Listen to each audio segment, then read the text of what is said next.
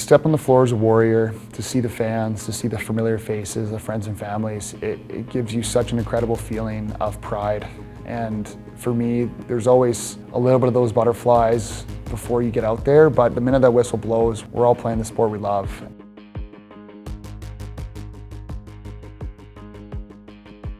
I've played with this organization all the way up until we started with the Vancouver Stealth, and then when they moved to Rogers Arena. You know, for me, I got to grow up and go to Canucks games, and getting to come and play on this big stage in Vancouver was unbelievable. Like, the fans were really good, you know, when we started out, and I think every year they've been growing and building a really cool fan base where the fans are super engaged, and you have a good mix of people that want to experience the game for the first time, and also some kids that are really into lacrosse and they want to see lacrosse at the highest level.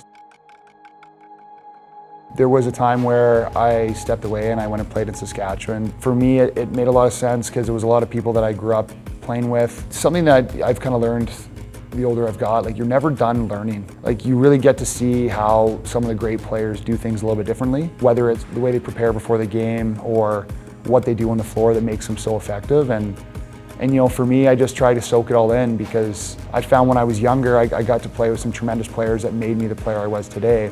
I think it's helped me get a few tools I can put in my toolbox and either apply to my game or help pass along to the younger generation. When I got to talk to Kurt in free agency and talk to him about his direction of the team, coming back and finishing what I started in Vancouver was something I felt very strongly about. You know, he's a first-class coach, and you know, I know the type of organization that he was going to run, and the people he was going to bring in and attract with his pedigree was something that I could really get behind.